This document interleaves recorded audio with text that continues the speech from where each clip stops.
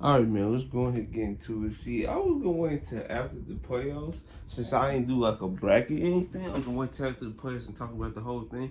But we just got a big elimination today, and that is the Denver Nuggets. They unfortunately do not, meet their expectations to try to repeat, and they lost to Timberwolves in Game 7. Now, this is pretty crazy, and they was up 20 points in this game. 20 points. I thought the Denver Nuggets was just gonna keep piling on and probably get to 30 or something.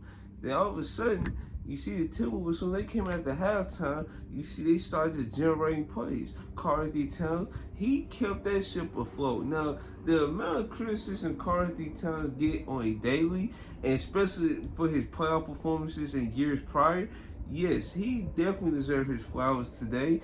He was the main reason why the Timberwolves was able to stay afloat, just keep him at bay, just walking the Nuggets down. And then, I remember like a Mike Conley, where Towns had passed it to Mike Conley for an open corner three. They just kept walking him down, and then boom.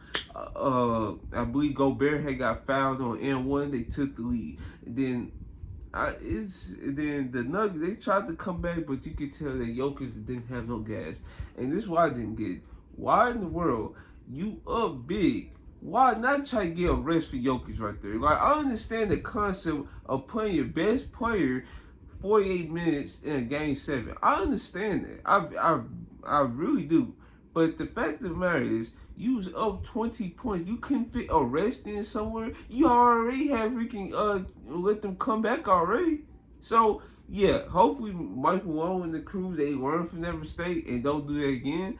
Because you could tell, like, throughout the course of the game, Jokic, he wasn't like himself, because it was moments in this game where his technique was getting worse, like boxing. He was letting Gobert getting rebounds over, and it was times that Jokic was just burying Gobert when it was like a rebound situation. It felt like Jokic didn't have that extra gear to actually complete the box out against Gobert in this game, especially in the second half. So yeah, this is good. This is a tough loss for the Nuggets, and we are going to see a new champion for this 6 year straight.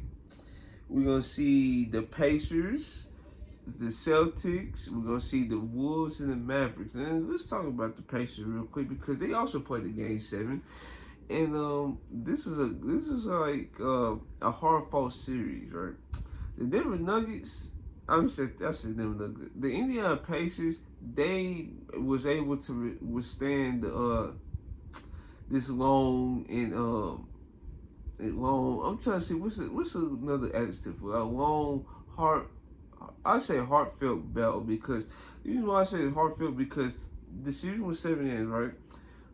Yeah, it was bars in between those, but it was definitely a point in time, like in the early stages of the series, where it was going back and forth.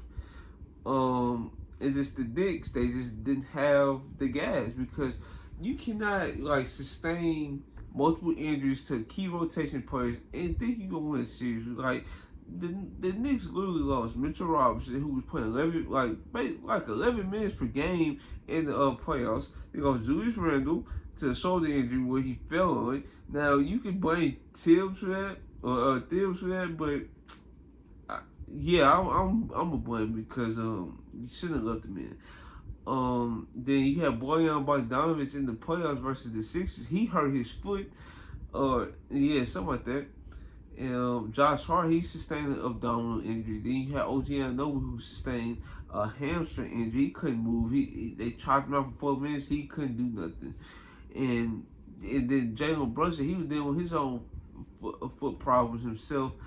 It's like, it's so much you can overcome. You just cannot overcome the injury bug like that. Now, folks gonna blame Tyler Deville for putting all these guys minutes, and I'm like, dog, in the playoffs, you have to play your guys big minutes. And then the fact of the matter is, rotation guys who was playing under 30 minutes was getting hurt. But folks want to blame Dills for that? Come on, man. Like, That's where it's like unfair. Like you give him criticism for what he did to Derrick Rose. You give him criticism for what he did to Julius Randle. Shouldn't have left him in the game.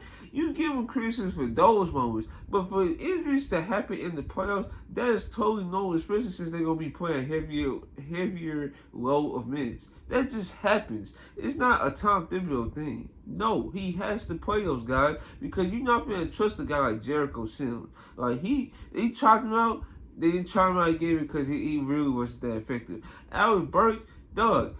We didn't know Alec Burks had this in him because he was struggling for a good month when he got there. So that's why they stopped playing him entirely. And then they have what, Daquan Jeffries or something. They're not gonna play him. Like Miles McBride, he was literally the only backup player that didn't get hurt throughout this entire run.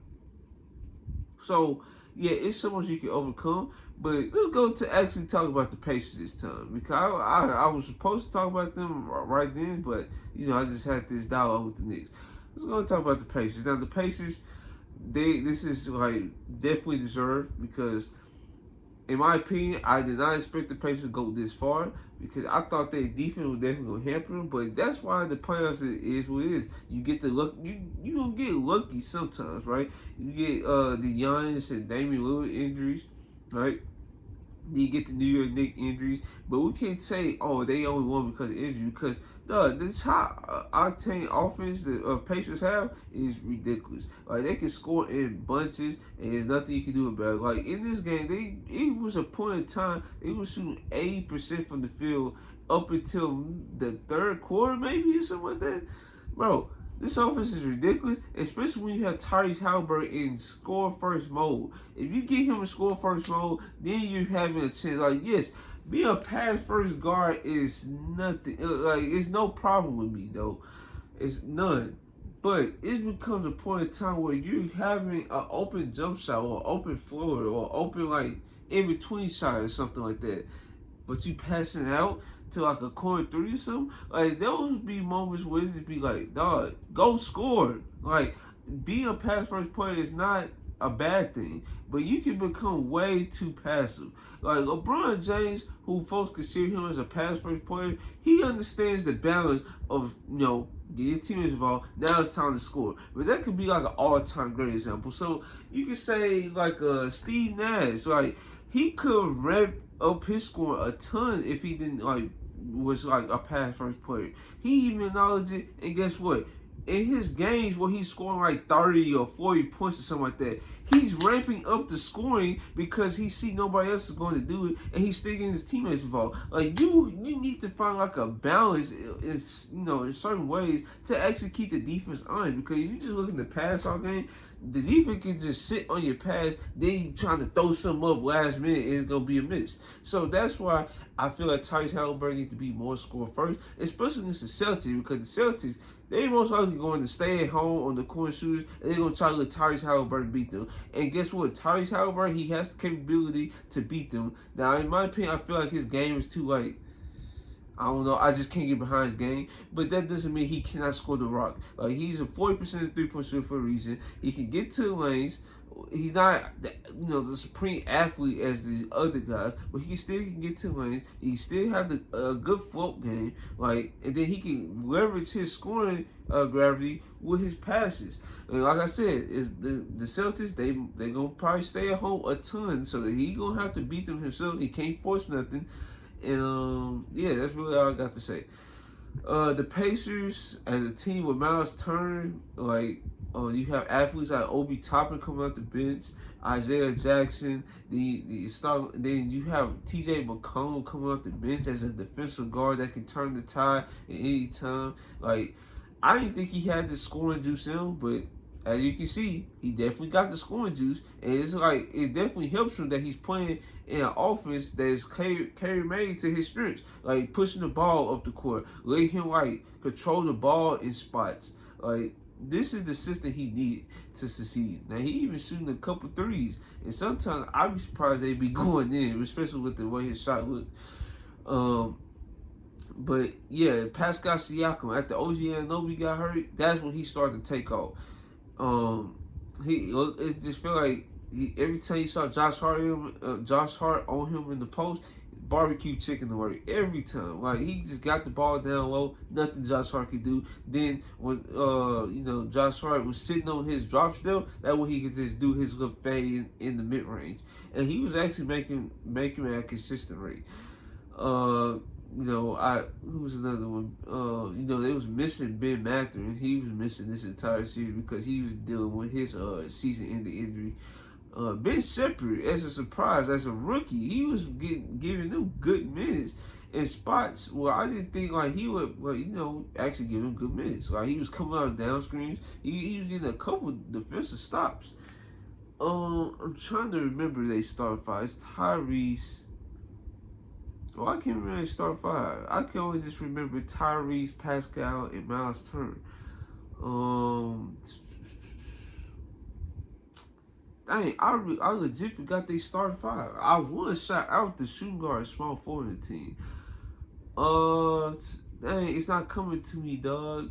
It is not. Oh, Aaron Nesmith. Dog, he put in a tremendous amount of effort on Jalen Brunson. Like his defensive tenacity would help turn the tide. Like picking up full court for the entire series, not everybody can do that nowadays because, especially in the Pacers offense where you running just 24/7 anyways, playing 94 feet is what actually wore down the Knicks, especially Jalen Brunson. Like trying to manage through that, trying to score at levels we haven't seen since maybe AI, you're gonna get tired quickly, and we saw just that on display with the Knicks. They wore down, got a couple injuries, and that would turn the tide. And also the other guard, not Aaron Nesmith, but Andrew Nembhard. That's the guard I was thinking of. I couldn't think of for some reason. His first playoff appearance with Tyrese Halliburton. Well, but it's really both of their first playoff appearance. And you see both of them is actually contributing at a high level. Andrew Nembhard, every time he got to that mid-range spot, automatic. And it's just so fun to have a guard like that who's actually willing to play defense. Like he wasn't getting stops from Jalen Brunson early on in the series, but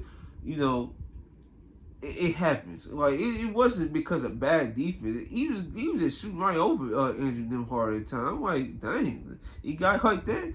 But yeah, he's a good defender. He a good shooter. A good 3-point shooter, but when he gets that mid-range, it's probably just automatic. So really, I think I covered really almost everybody that got minutes on the Pacers team. Hopefully I did. Because they definitely deserve this Eastern Conference Finals berth because their offense is legit. Their defense has gotten better. And yeah, that's really all I got to say for today's video. So hopefully you guys like this video. Like, comment, subscribe. This is your boy Terrell.